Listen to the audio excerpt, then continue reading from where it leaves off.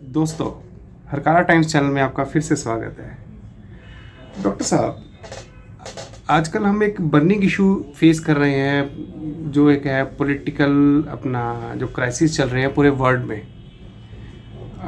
एक ऐसा एक इमेज बन रही है या फिर एक ऐसा माहौल बन रहा है कि एक जो वर्ल्ड वार 3 की तरफ पूरा वर्ल्ड जा रहा है। हम रशिया और यूक्रेन में देख रहे हैं जैसे चल रहा है। देख के दुख भी होता है कि ये क्या चीज़ हो रही है, हज़ारों लोग मर रहे हैं, बहुत लॉस हो रहा है, अनरेस्ट हो रहा है पूरे वर्ल्ड में। तो डॉक्टर साहब, इसके बारे में अब आप क्या, अपने आपके विचार हैं और क्या? ठीक है स्वपन, प्यारे दर्शकों, आप सबके भीतर से प्रकाशमान ज्योत को डॉक्टर सांझ का प्रणाम। ਅੱਜ ਦੇ ਇਸ ਐਪੀਸੋਡ 'ਚ ਜੋ ਸਪਨ ਜੀ ਤੁਸੀਂ ਮੁੱਦਾ ਉਠਾਇਆ, ਅਸੀਂ ਇਵੇਂ ਲੱਗ ਰਿਹਾ ਕਿ ਹਿੰਦਰੋਲ ਪੋਲੀਟੀਕਲ ਇਸ਼ੂ ਹੈ। ਅੱਜ ਆਪਾਂ ਇਹਦੀ ਥੋੜੀ ਜਿਹੀ ਗਹਿਰਾਈ ਵਿੱਚ ਜਾਵਾਂਗੇ। ਸਪਨ ਜੀ 20ਵੀਂ ਸਦੀ ਦੇ ਵਿੱਚ 19ਵੀਂ ਸਦੀ ਦੇ ਅਖੀਰ ਦੇ ਉੱਪਰ ਇੱਕ ਬਹੁਤ ਹੀ ਬਿਊਟੀਫੁਲ ਵਿਚਾਰਧਾਰਾ ਨੇ ਸਮਾਜ ਵਿੱਚ ਜਨਮ ਲਿਆ ਸੀ, जिस का नाम सी मार्क्सिज्म, मार्क्सवाद। दर्शकों, आपकी जानकारी के लिए मैं ये बता देना चाहता हूँ कि ड्यूरिंग माय एडल्टहुड, मेरी स्टूडेंट डेज के दौरान, and I was also very much impressed, rather hypnotized by the influence of Marxism. तो अभी भी कुछ लोग जो मेरे को पुराने मेरे मार्क्सिस्ट पिछोकड़ को जानते हैं, वो बोलते हैं कि ये यार क्या है ये आदमी डॉक्टर सांझ, अब तो ये गिर गया, मार्क्सिज्म इसने छोड़ दिया तो ये गिर गया। मैं इसका इसलिए इस्तेमाल कर रहा हूँ कि जो समझने की बात है वो हम उसका जो बेस है उसका पिछोकड़ मार्क्सिज्म से लेंगे।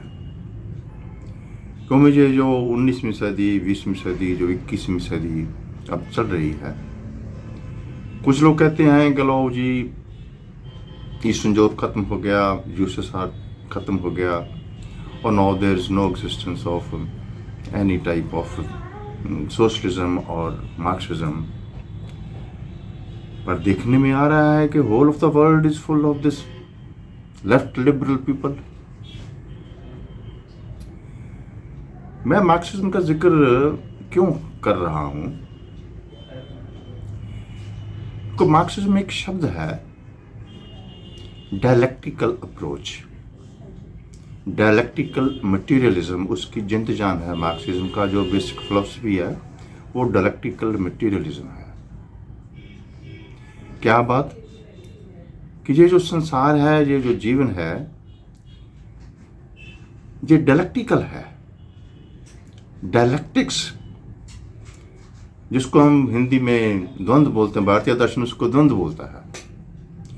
ये कोई डायलेक्टिकल मटेरियलिज्म नई खोज नहीं है। हमारी जो भारतीय दर्शन की खोज द्वंद्व की खोज है, वो ही डायलेक्टिक की खोज है। और उस द्वंद्व की खोज के आगे हम जाते हैं। क्यों आगे जाते हैं उसकी भी मैं बात करूंगा। लेकिन ये जो डायलेक्टिक्स है, जो एक सिद्धांत दिया है कार्ल मार्क्स ने, जो मार्क्सिज्म की जिंद जान है, उसमें क्या है? वो बोलते हैं कि समाज डायलेक्टिकल है, द्वंदात्मिक है। इस समाज में दो self contradictory and opposite forces की स्ट्रगल है। भारतीय दर्शन में ही बोलता है कि कहीं भी चले जाओ, दो एस्पेक्ट्स हैं, उसको नेगेटिव फोर्स या पॉजिटिव फोर्स बोल लो, उसको तमस या रजस बोल लो, उसको प्रोटॉन या इलेक्ट्रॉन बोल रहा हो। दो का आपस में जो संघर्ष है उसको हम डायलेक्टिकल बोलते हैं, द्वंद्वात्मक बोलते हैं।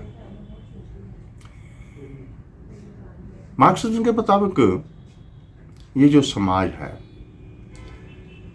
ये द्वंद्वात्मक है। मैं इसकी मटेरियलिज्म की एवोल्यूशन में नहीं जाऊंगा, लेकिन जो इसके जो शब्दी अर्थ हैं, डायलेक्ट्स के जो अर्थ हैं कि इस समाज में वो जो बोलते हैं कि अमीर और गरीब का संघर्ष है, दो वर्ग हैं, अमीर और गरीब। कार्ल मार्क्स की लैंग्वेज में, मार्क्सिज्म की लैंग्वेज में मैं बात कर रहा हूँ कि ये जो इनकी ना बराबरी है अमीर और गरीब की, ये जो दो क्लासेस हैं, ये क्लास स्ट्रगल इनका जो पॉलिटिकल नज़रिया है वो है कि जो गरीब है और अमीर का जो आपसी संघर्ष है, वो इसमें जो इनइक्वालिटी है, इनइक्वालिटी जो है उसको मिटाने के लिए this class struggle is required. This is the nutshell philosophy of Marxism. तो वो बोलते हैं कि जब जो संघर्ष होगा तो समाजवाद की उसारी उसके बाद होगी। समाजवाद की उसारी में मैं उसमें नहीं जाना चाहता कि रशिया में क्या हो रहा है या क्या हुआ, जहाँ चाइना में क्या हुआ, लेकिन जो उनका जो सिद्धांत है कि इस क्लास स्ट्रगल में समाजवाद की उसारी होगी। उस समाजवाद की उसारी में ये जो द्वंद्व है, कार्ल मार्क्स की जो बोली है, वो बोलते हैं कि ये सम हो जाएगा, बराबर हो जाएगा, अमीर ते गरीब बराबर हो जाएगा, सम हो जाएगा, इक्वल हो जाएगा। इसका क्या मतलब हुआ कि अगर वो सम हो जाएं तो द्वंद्व का क्या बनेगा? द्वंद्वात्मक जो एक विचार है, द्वंद्व की जो दो फोर्सेस हैं वो किसी और रूप में प्रकट होंगी। द्वंद्व कभी खत्म नहीं हो सकता। जो डायलेक्ट्रिक्स है, मटेरियलिज्म की जो बेसिस है, वो तो दो पोलैरिटीज, दो फोर्सेस रहेंगी। स्वपन जी, बहुत सारे लोग, मेरे पुराने जो काफ़ी मार्क्सिस्ट मित्र हैं, वो मेरे से नाराज हैं कि जो मार्क्सिज्म को छोड़ गया और ये अब ये अध्यात्म की बात कर रहा है, कॉन्शियस एवोल्यूशन की बात कर रहा है। तो ये क्या है दोस्तों? जिस सम की बात, समाजवाद की बात, पाप इक्वालिटी की बात आप लोग मार्क्सिज्म में बैठे लोग कर रहे हो, वो सिर्फ समाज तक सीमित है। एंड समाज में जो भी मैनिफेस्टेड है, चलो समाजवाद आ गया, अमीर गरीब खत्म हो जाएंगे तो कुछ और जमातें बन जाएंगी, जो कुछ रशिया में जैसे कि हुआ, जैसे चाइना में भी हो रहा है। द्वंद्व नहीं खत्म होगा।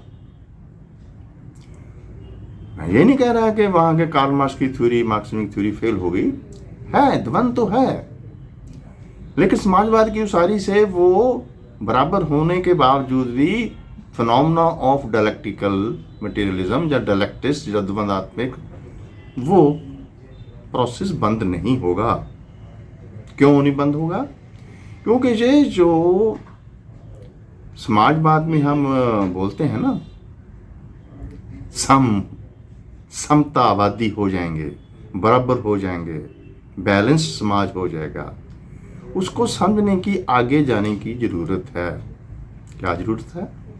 कि जो भी समाज में मैनिफेस्टेड जो भी बता रहा है, डीड्स है, कर्म है, जो भी दिखाई दे रहा है, वो समाज में बाद आता है, पहले वो इंसान के माइंड में होता है, मन।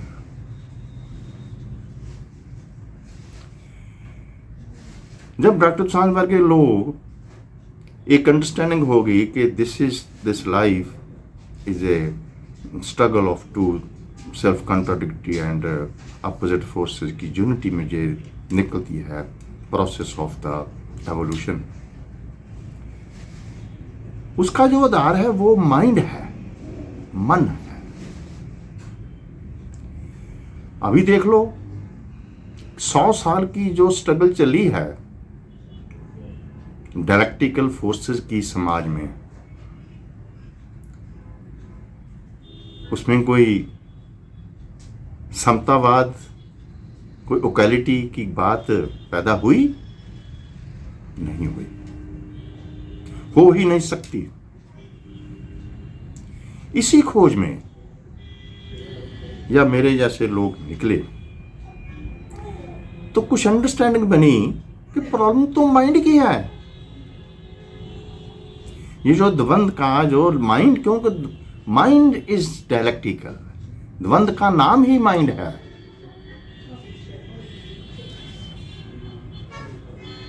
और फिर ये समतावाद या समतामयी या इक्वालिटी या एक particular balance society, equal society कैसे उसने उसकी बुनियाद में पड़ा है भारतीय दर्शन। डॉक्टर सांझ को जैसे जैसे ये अंडरस्टैंडिंग हुई कि जब तक ये माइंड समतावादी नहीं बनता, बैलेंस्ड नहीं होता, बैलेंस माइंड नू भारतीय दर्शन में नॉन डुअलिज्म किया। जब तक ये माइंड नॉन डुअलिस्टिक नहीं होता तब तक समाज में भी ये समता नहीं, समतावाद नहीं उतर सकता। तो भाई क्या किया जाए? भारतीय दर्शन का total emphasis is on this कि जो द्वंद के जो मिड पॉइंट में ठहर जाएगा उसको उन्होंने लफ्ज दिया है समतम बुद्धि योगारूढ़। योगारूढ़ समतम बुद्धि। जब तक ये प्राणी समतम बुद्धि योगारूढ़ को प्राप्त नहीं होता, इस माइंड के द्वंद के पार नहीं जाता, इस माइंड से छुटकारा नहीं पाता, तब तक ये समाज ऐसे ही कॉन्फ्लिक्ट में लड़ता रहेगा, स्ट्रगल करता रहेगा, एक दूसरे को मारता रहेगा, उजाड़ा करता रहेगा। जो पिछले 100 साल से हम देख रहे हैं, वार्स हुई हैं, वर्ल्ड वार्स हुई हैं, बहुत ही टेरर्स के एंड तबाही के मंजर देखने को मिले हैं। क्यों है ये सारा कुछ? क्योंकि जो भारतीय दर्शन का एम्फेसिस है समता बुद्धि योगारूढ़, वो एक पॉइंट का वही आंसर है इस वर्ल्ड को समतामयी बनाने का।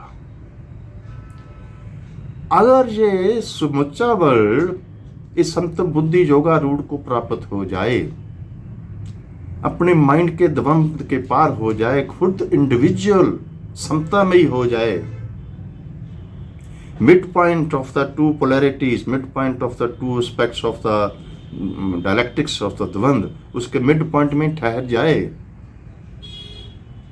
तो माइंड खत्म हो जाएगा। उसको हमारे भारतीय दर्शन नाम दिया निर्द्वंद, नॉन डुअल। सो हमारी जो भारत की टोटल जो अप्रोच है थ्रू ऑफ द वर्ल्ड, जो भी लोग, जो भी देश, जो भी इंटेलेक्चुअल्स प्राणी इसको समझेंगे तो वो तो भाई इस तरफ मुड़ेंगे ही। ये एक एवोल्यूशन है, एवोल्यूशनरी प्रोसेस है। समाज के द्वंद से उठकर माइंड के द्वंद पे आना और माइंड को निर्द्वंद बनाना, तभी ही जो लोग ऐसे बनेंगे, एक नया क्रिएशन होगी नए पुरुष की, creation of a new man, non dualistic man, जो माइंड्स के पार हो गया, जिसने माइंड के दोनों द्वंद के दोनों एस्पेक्ट्स को अंगीकार कर लिया, उसके बीच ठहर गया। जैसे तराजू का होता है ना कांटा, इधर भी पल रहा है, इधर भी पल रहा है, डोलते हैं। जब वो सेंटर में आ जाता है तो तराजू खत्म हो जाता है, कांटा बीच में खड़ जाता है। ये जो माइंड है, ये पारे की तरह, उस पेंडुलम की तरह डोलता है, क्योंकि जो लेफ्ट एंड राइट के, रजस एंड तमस के, नेगेटिव एंड पॉजिटिव के जो पलड़े हैं, जो द्वंद के जो फोर्सेस की आपसी जो खिंचाव है, वो माइंड है। कितनी ब्यूटीफुल बात की भारतीय दर्शन ने कि तू इन दो के बीच में अटक जा, दोनों को अंगीकार कर ले, समता में ही हो जाएगा। उसको नाम दिया समता बुद्धि योगारूढ़। बहुत बार हरकारा मैगजीन में मैं लिखता आ रहा हूं, बोलता आ रहा हूं कि ये जो अंडरस्टैंडिंग की कैपेबिलिटी है, ये हमारे मार्क्सिस्ट इंटेलेक्चुअल्स में है, क्योंकि वो जानते हैं कि डायलेक्टिक्स किसको बोलते हैं, डायलेक्टिक्स के पहलू क्या हैं। अनफॉर्चुनेटली वो उसकी दोनों पहलू की स्ट्रगल में रह जाते हैं, पैसिव साइड खत्म, उसके आगे नहीं जाते। समतम बुद्धि योगारूढ़ का उनको पता ही नहीं।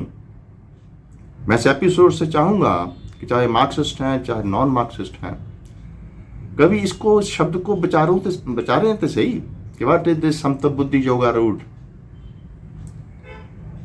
अगर समतामयी लोगों का एक इकट्ठ हो जाए, स्वर्ग हो जाएगा, ये धरती स्वर्ग हो जाएगी। तो भारत के इस दर्शन की तो जो अप्रोच है, बहुत सारी चीजों का पता, तो जैसे मोदी साहब जी आए हैं तो वर्ल्ड वाइड एक योगा का उन्होंने एक बिग कंट्रीब्यूशन, योग करोगे, प्राणायाम करोगे, मेडिटेशन की तरफ मुड़ोगे तो अपने माइंड की अंडरस्टैंडिंग होगी, उस माइंड को बैलेंस में लेकर आओगे, जो कांटा है तराजू का सेंटर में आ जाएगा, दोनों द्वंद को अंगीकार कर लेंगे तो कोई प्रॉब्लम नहीं रहेगी। उससे जो निकला होगा समाज, समता बुद्धि योगारूढ़ से जो समाज निकलेगा, वो इतना क्वालिटी उसमें होगी, वो एक्चुअली समाजवाद होगा।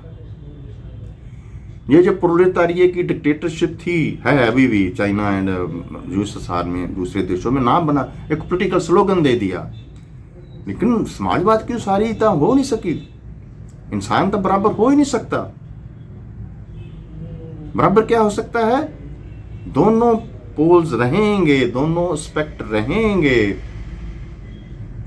द्वंद के, उसका बैलेंस कैसे करना है, ये भारतीय दर्शन की देन है। यही वजह है, मैं अकेला नहीं हूं, डॉक्टर दुसांझ वर्ग दुनिया में ऐसे बहुत से लोग हैं जो कि नॉन हिंदू हैं, नॉन भारतीय हैं, जो इस दर्शन को जानते हैं, समझते हैं, और उनका ये एम्फेसिस है, उनकी जो एफर्ट है, जैसे हमारी भी ये हरकारा टाइम चैनल से यही एफर्ट है कि कैसे हम समता बुद्धि योगारूढ़ को उपलब्ध हों। वो हो जाएगा तो माइंड बैलेंस हो जाएगा, समता में ही हो जाएगा। माइंड बैलेंस में ही हो गया, समाज में विचरोगे। मेरे अब लाओ त्से से याद आ गया, उसकी जो थीसिस है, Tao Te Ching. Tao is consciousness, Te is to attain that, Ching is manifestation in the समाज। तो पिछली बार भी मेरे ख्याल पिछली बार अपना जो इंग्लिश में वपन जी है ना अपना मैसेज, उसमें मैंने एक दिया था कि आत्मा के चौकीदार को कैसे पहचाने। वो जो आत्मा का चौकीदार है, उस दो चार दोस्तों ने कहा कि ये तो बहुत मुश्किल है। एक ने कहा कि हम जो जी रहे हैं हम उसमें ठीक हैं। एक बोलते हैं राइटर बहुत फेमस कि हर व्यक्ति का आपको अपनी लाइफ है। अरे भाई है, कोई किसी की लाइफ में इंटरफियर कर ही नहीं सकता, हर व्यक्ति का अपनी लाइफ है। लेकिन ये जो बातें हैं, ये जो क्राइसिस इस वक्त 20वीं सेंचुरी में हमको देखने को मिले, अभी वो रिसेंटली आपका जो सवाल है कि जो वर्ल्ड वार की तरफ जा रहा है, बर्बादी हो रही है, न्यूक्लियर वेपन आएंगे, ये आएगा, वो आएगा, मर गए लोग, डिफिकल्टी, फाइनेंशियल क्राइसिस में लोग जाएंगे, बहुत कुछ ये सारा चल रहा है। तो इसका हल क्या होगा? ये स्वपन जी, जब तक अब पिछली बार जो मैंने इंग्लिश में मैसेज लिखा था, तो अगर एक फ्रेंड ने पूछा, बोला कि द पाथ इज डिफिकल्ट, अरे भाई डिफिकल्ट क्या है? हमारा संकल्प ही नहीं है उस पाथ को की तरफ जाने का, साहस नहीं है उस पाथ पर जंप करने का। इतनी एनर्जी वेस्ट कर रहे हैं हम इस समाज में, अपनी डे टू डे लाइफ के डीड्स में, कि जो ये बातें मैं कर रहा हूं समत बुद्धि जोगारूढ़ की एंड आत्मा के चौकीदार की, ये बेसिस है नए मनुष्य की सृजना का, ये बेसिस है।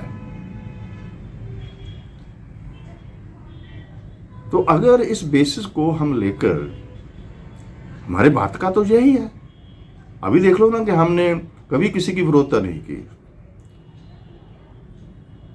कंटेरी टू दैट, हमारे भारत की जो सारी की सारी दर्शन है, उसके अपोजिट जो वेस्टर्न साइंस एंड टेक्नोलॉजी है, इसको हम क्या बोलें, ये नेगेटिव फोर्स है। स्वपन जी, एक मैं आपको बहुत बात करूं, 2-3 मिनट है कि नहीं और हैं? हाँ जी, हाँ जी। ਨਿੱਕੇ ਹੁੰਦੇ ਕਹਿੰਦੇ ਹੁੰਦੇ ਸੀਗੇ ਵੀ ਅਮਰੀਕਾ ਤੇ ਕੈਨੇਡਾ ਕਿੱਥੇ ਆ, ਕਹਿਣਾ ਅਸੀਂ ਧਰਤੀ ਦੇ ਉੱਪਰ ਆ, ਧਰਤੀ 'ਚ ਛੇਦ ਕਰੋ, ਜਦੋਂ ਜਾਓਗੇ ਖੂਹ ਪੁੱਟ ਕੇ ਹੇਠਾਂ ਜਾਓ ਤਾਂ ਦੂਜੇ ਪਾਸੇ ਅਮਰੀਕਾ ਆ।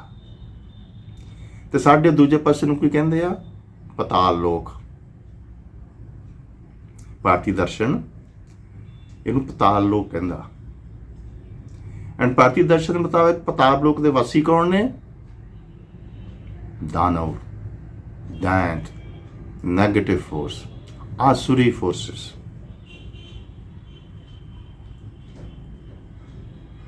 दूसरी तरफ देवलोक ने इस ब्रह्मांड दे विच, पृथ्वी दे ऊपर मानवलोक ने। अनफॉर्चुनेटली ये जो रूलिंग पॉलिटिक्स का जो फिनोमेना है, वो पृथ्वी लोक पे होगा, मानव लोक में होगा।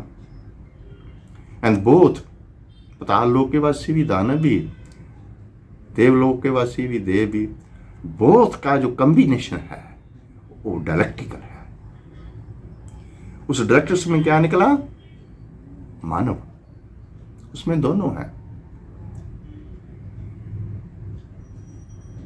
इसमें जो बात देखने वाली है, जो नेगेटिव फोर्स है, जो दानव है, वो झूठ पर खड़ा होता है, गलत पर खड़ा होता है, पाप पर खड़ा होता है, एक्सप्लॉयटेशन पर खड़ा होता है, क्योंकि उसकी सर्वाइवल इस पे है। उसके बगैर बात भी नहीं बनती। जैसे हम फिजिक्स केमिस्ट्री में वो मैथमेटिक्स में करते हैं ना, suppose this is equal to this, उसकी भी डेरिवेशन होनी है, अखीर पे उसको साबित करना, this is equal to this. इसी तरह ही ये जो नेगेटिव फोर्स है, जब ताल लोक की नेगेटिव फोर्स है, उसको हमने ही, हमारे ही इस आदि शक्ति के जो देवलोक हैं, जो आदि शक्ति है, उसी ने इसको सपोज किया हुआ है कि इसको सपोज लेके जो हमारा जो प्रोसेस है एवोल्यूशन का, सृजनात्मक शाश्वत धारा जो चल रही है। चलो, जो एक वक्रा टॉपिक है, लेकिन मैं जिस बात में आना चाहता हूँ, ये जो नेगेटिव फोर्स का जो प्रोपेगेंडा है, उनका प्रोपेगेंडा यही रहेगा कि ये जो बातें चल रहे हैं समता बुद्धि जोगारूढ़ की, डुअलिज्म के सेंटर में खड़ने की, ये is the basis of the equality of the Mankind. ये भारतीय दर्शन ने इसको पेश किया है, इसकी निगेशन करो। यही बातें हमारे गुरुकुल में बचपन से ही बच्चे को पढ़ाई जाती थी कि तेरा basic purpose of your education is to know your self. बाकी सारा कुछ बात करेंगे, पहले इसको जान के मैं क्या हूं, उस पर एम्फेसिस था। इसको हम बोलते हैं सनातन, अटर्नल साइंस, अटर्नल धर्म। ये जो भारतीय दर्शन का बेस है वो अटर्नल साइंस है। तो भाई इसकी विरोधता तो फिर होगी, क्योंकि ये बोलता है कि नवा मैन बन जाए जिसमें सारे इक्वल हों, तो वो बोलते हैं हम लड़ाई से इक्वल करेंगे। भारतीय दर्शन बोलता है कि हम इस योगा रूट से, मेडिटेशन से, प्राणायाम से आपको लेकर जाएंगे माइंड के पार। Here lies the conflict. So negative होता तो नहीं, लेकिन उसकी जो फोर्स है वो दूसरे को टॉलरेट नहीं करती। Here lies the process of egoism and jealousy. कभी फिर एक टॉपिक लेंगे सुपन जी, मैं आपको बताऊंगा कि कैसे कैसे इस वेस्टर्न फोर्सेस ने, वेस्टर्न साइंस एंड टेक्नोलॉजी ने, वेस्टर्न साइकोलॉजी ने, वेस्टर्न फिलॉसफी ने, वेस्टर्न टोटल कल्चर ने किस तरीके से, पर्टिकुलरली जब के ब्रिटिश आए इंडिया में, उसके बाद खास तौर पे इन लोगों ने कैसे इंडिया में आकर हमारा एजुकेशन सिस्टम, हमारा गुरुकुल सिस्टम, हमारा हेरिटेज, हमारी संस्कृति कैसे बर्बाद की। अभी भी यही चल रहा है कि जो डॉक्टर सुशांत बोल रहा है ये क्या बोल रहा है ये, लेकिन ये हमारी सनातनी धर्म की, सनातन की रूट्स हैं ये। तो मैं तो भाई स्वपन सनातनिया भारतीय हूं, मेरे को इससे सेध मिली है कि माइंड के पार कैसे जाना है। माइंड के पार समतब होवोगे तो समाजवाद भी आ जाएगा। मैंने समाजवाद का पीछा तो नहीं छोड़ा। हम समाज में इक्वालिटी चाहते हैं, प्रॉस्पेरिटी चाहते हैं, एंड एक खुशहाल जोरवादी बुद्धा जो है उसको इंसान क्या होगा, जोरवादी बुद्धा। तो ये जो सारी बातें हैं, इसको जब हम समतबुद्धि योगा रूट के सफीर में लाएंगे तो जिस समाजवाद की पिछले 100 साल में दुहाई पाई जा रही है गया, वो तो वही यहीं से निकलेगा। सो मेरे दर्शकों, इस बात को ध्यान में रखना कि समतबुद्धि योगा रूट को कैसे उपलब्ध किया जा सके, कैसे लोगों को इसमें और लाया जा सके, कैसे इन लोगों का एक नया समाज बनाया जा सके। वो जो समाज है उसमें ये जो बम्बार्डमेंट हो रही है, न्यूक्लियर वेपन बन रहे हैं, एक दूसरे को मारा जा रहा है, एक्सपायर किया जा रहा है, गाली गलौज किया जा रहा है, ये नहीं होगा। सो आज इतना ही। एक बार फिर आप सबके भीतर स्वप्रकाश मंजूर को डॉक्टर सुशांत का प्रणाम। धन्यवाद डॉक्टर साहब। और दोस्तों, यदि आपको ये वीडियो पसंद आया हो तो इसको सब्सक्राइब, लाइक और शेयर ज़रूर कीजिए।